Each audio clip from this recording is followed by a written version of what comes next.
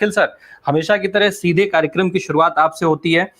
Sir, ये जो अंतिम चरण की बात हो रही है अब, उस अंतिम चरण के चुनाव के बारे में एक टिप्पणी आपकी छोटी, और फिर जो बदलाव की बात कही जा रही है चरण दर चरण, क्या वास्तव में हर चरण के बाद ये चुनाव बदला है और उसी के तहत अंतिम चरण में भी कुछ बड़े बदलाव दिख रहे हैं?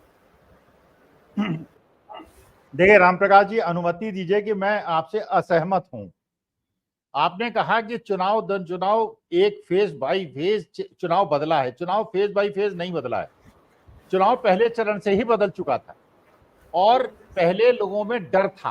पहले लोगों को लग रहा था, जो पहले चरण वाले चुनाव वाले थे, उनको लग रहा था कि हो सकता है बीजेपी जीत जाए, इसलिए वो बोल नहीं रहे थे। दूसरे तीसरे चरण के बाद लोगों ने बोलना शुरू किया। छठवें चरण तक आते हुए लोगों को यह विश्वास हो गया कि बीजेपी जा रही है, माननीय मोदी जी प्रधानमंत्री नहीं बन रहे हैं, इसलिए वो खुल के बोलने लगे। देखिए, चुनाव के पहले ही जिस प्रकार से इंडिया गठबंधन ने आपसी समन्वयन से मिलजुल के चुनाव लड़ा और एक दूसरे का सहयोग किया, जो था कि इनमें बिखराव होगा वो नहीं दिखाई पड़ा, बल्कि ये दिखाई पड़ा किस प्रकार राहुल गांधी और अखिलेश यादव एक साथ खड़े रहे, तेजस्वी यादव के साथ खड़े रहे, अरविंद केजरीवाल जो है राहुल गांधी के साथ खड़े रहे, कांग्रेस के कैंडिडेट्स का उन्होंने प्रचार प्रसार किया, महाराष्ट्र के अंदर समन्वय दिखाई पड़ा। तो ये जो मैसेज था वो क्लियर होता गया, लोगों की आवाजें खुलती चली गई। देखिए, मुझे लगता है ये चुनाव जो है 1977 का रिपीटिशन है, केवल एक एक्सेप्शन है इस बार। जब 1977 का इलेक्शन हुआ था, पूरे नॉर्थ इंडिया ने एक प्रकार से वोट दिया था और पूरे साउथ इंडिया ने दूसरी प्रकार से वोट दिया था। नॉर्थ इंडिया ने कांग्रेस को नकारा था और साउथ इंडिया ने स्वीकारा था। इस बार भारतीय जनता पार्टी को साउथ भी स्वीकार नहीं कर रहा है, नॉर्थ भी स्वीकार नहीं कर रहा है, यहां तक कि गुजरात भी स्वीकार नहीं कर रहा है। तो ये जो परिदृश्य है इस बार का 1977 से 2 कदम आगे का है। देखिए, 2013-14 में ये स्थिति थी। मैं अपनी क्लास में अगर 60 बच्चों से ये पूछता था कि मोदी जी बनाम राहुल गांधी, मुझे याद है एक बच्चा साउथ इंडिया का था जिसने खड़े होकर कहा था, नहीं साहब, Rahul Gandhi is a better leader. 59 बच्चों ने 60 में कहा था कि मोदी जी एक आशा लेकर आए और हम मोदी जी के साथ हैं। और उस समय में कोई भी मोदी जी के खिलाफ बोलने की जरूरत नहीं कर पाता था। आज की तारीख में आप कहीं चले जाइए, किसी जगह चले जाइए, पार्क में चले जाइए, जनता के बीच में चले जाइए, गरीब के बीच में चले जाइए, दलितों के बीच में चले जाइए, मुसलमान, हिंदू, सवर्ण, किसी के बीच में चले जाइए, आप देखिएगा हर जगह इतना ज्यादा क्रोध है माननीय। और ये क्रोध आपने कहा ना सीट बाई सीट है, नहीं है। सीट बाई सीट तब होता है जब एंटी इनकम्बेंसी जो वहां का मेंबर ऑफ पार्लियामेंट है उसके खिलाफ होती है। इस बार की एंटी इनकम्बेंसी माननीय मोदी जी के खिलाफ, क्योंकि माननीय मोदी जी ने जिस प्रकार से किसानों को डील किया है, ये मेरे जैसा आदमी जिसकी कोई कृषि की पृष्ठभूमि नहीं है, मेरी आत्मा डोल गई। मैंने देखा कि मेरे देश के अन्नदाता को, जिसने कोविड के अंदर जीडीपी दर को गिरने नहीं दिया, जो पसीना बहाता है, जाड़े में पानी लगाता है अपनी खेत में, जिसकी सारी फसल जो है वो प्रकृति के कोप का भाजन बनती है, उस किसान को किस प्रकार से ट्रीट किया गया, मेरे देश के युवाओं को कैसे ट्रीट किया गया। तो इस बार का चुनाव जो है वो पार्लियामेंट सीट बाई सीट नहीं है, एंटी इनकम्बेंसी स्टेट के अगेंस्ट नहीं है, अलग अलग स्टेट में नहीं है। ये सारी की सारी एंटी इनकम्बेंसी गुजरात लॉबी के खिलाफ है, माननीय मोदी जी अमित शाह जी के खिलाफ है। इसीलिए माननीय मोदी जी को कहना पड़ रहा है, हम लोकतंत्र में दुश्मन नहीं है, हम एक दूसरे का सहयोग करते हैं, कि उनको जो परिवर्तन है उसकी आहट सुनाई देने लगी। दाखिल स्वामी सर, राज्यपालों का जमावड़ा इस समय पूर्वी उत्तर प्रदेश में, पूर्वांचल में लगा हुआ है। आपने बहुत सारे चुनाव देखे हैं, बहुत सारे प्रदेशों का और लोकसभा का चुनाव भी आपने देखा है। राज्यपालों की स्थिति जो है आज की तारीख में, आचार्य लक्ष्मण अब अगर भेजे जा रहे हैं तो भाई जाहिर सी बात है वो काशी क्षेत्र के अध्यक्ष रहे हैं, एमएलसी रहे हैं और उन्हीं क्षेत्रों में वो जुड़ाव है उनका।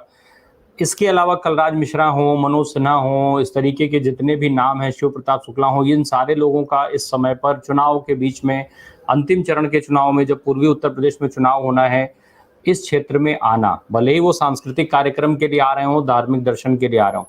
सर, चुनाव की अधिसूचना चल रही है, वैसे ही जो जिला प्रशासन है, लोकल एडमिनिस्ट्रेशन है, उसके ऊपर बहुत सारी जिम्मेदारियां होती हैं, तमाम सारे मॉडल कोड ऑफ कंडक्ट को लागू करने की जिम्मेदारियों में वो फंसा रहता है। ऐसे में राज्यपाल का जो प्रोटोकॉल है उसका जिम्मा अतिरिक्त क्यों दिया जाता है? क्या सीधे तौर पर ये समझा जाए कि चुनाव में इनका जो एडवांटेज है उसको लेने की कोशिश हो रही है इन सांस्कृतिक और धार्मिक कार्यक्रमों के नाम पर? देखिए राम प्रकाश जी, चाहे डोनाल्ड ट्रंप को बुलवा लें, चाहे इजराइल के प्रधानमंत्री को बुलवा लें, या रूस से पुतिन साहब को बुलवा लें, देखिए मेरे अगर घर के बच्चों को नौकरी नहीं मिली है, अगर महंगाई से मेरा घर परेशान है और मैं परेशान हूं, मेरे पिताजी भी कह देंगे कि अखिल बेटा इस बार बीजेपी को वोट दे दो। मैं कहूंगा पिताजी आपकी बहुत इज्जत करता हूं लेकिन वोट नहीं दूंगा। देखिए एक चीज और बता दूं, मैं थोड़ा सा अपनी पृष्ठभूमि बताऊं। 10 साल की उम्र में डॉक्टर लोहिया को मैंने इलाहाबाद के कटरा चौराहे पे सुना था, और मैं इतना 10 साल की उम्र में इतना ज्यादा प्रभावित हो गया था कि बचपन से मैं एंटी कांग्रेसी था। डॉक्टर लोहिया ने एक बहुत बड़ी बात कही थी, तो आज तक मेरे मन मस्तिष्क में है। उन्होंने कहा मैं नेहरू की बड़ी इज्जत करता हूं, नेहरू योग्यतम प्रधानमंत्री है आज की तारीख में, लेकिन हिंदुस्तान के लोगों ने जो व्यक्ति पूजा करने की आदत पड़ गई है, मैं उसको तोड़ना चाहता हूं। ये डॉक्टर लोहिया ने कहा था, वरना ये देश बर्बाद हो जाएगा। पिछले 10 साल के अंदर मैंने हिंदुस्तान के अंदर जिस तरह लोगों को पागल होते हुए देखा है, बिल्कुल मतिभ्रम होते हुए देखा है, देश के मूल हमारी जो अवस्थाएं हैं उसको तोड़ते हुए देखा है, दूसरे की भावनाओं को तोड़ते हुए देखा है। मैंने देखा ये उसी प्रकार की चीज है। वही अखिल स्वामी जो बचपन से कांग्रेस विरोधी था, आज मुझे लगता है देश को बचाने के लिए राहुल गांधी ने जो पदयात्रा की, केवल वही एक रास्ता है जिससे देश बच सकता है। वरना मेरा देश, जिस प्रकार से केरला के मुख्यमंत्री को जंतर मंतर पे आके हड़ताल करनी पड़ी, डीके शिव कुमार को हड़ताल करनी पड़ी, जिस प्रकार बंगाल की दीदी का बार बार अपमान हुआ, मैं किसी बंगाली का अपमान नहीं झेल सकता, किसी तमिल तेलुगु या मलयाली का वो अपमान नहीं झेल सकता। मैं केवल गोबर पट्टी के लोगों को हिंदुस्तानी नहीं मानता हूं, मैं उन अम्बेडकराइट्स का भी सम्मान करता हूं जो मूर्ति पूजा नहीं करते। मैं उन पेरियार को मानने वाले का भी सम्मान करता हूं, क्योंकि हिंदुस्तान में अलग अलग प्रकार की व्यवस्था है। क्योंकि मैंने हिंदुस्तान को टूटते हुए देखा है, मैंने लोगों को जानबूझकर तोड़ते हुए देखा है। क्योंकि ये भारत माता को मैं प्यार करता हूं, इसलिए 72 साल की उम्र में मेरे जैसे लोग जो राजनीतिक रूप से निष्क्रिय थे, आज अपनी गर्दन हमने तलवार की नोक पे रख दी है, क्योंकि हम भारत को टूटते हुए नहीं देखना चाहते।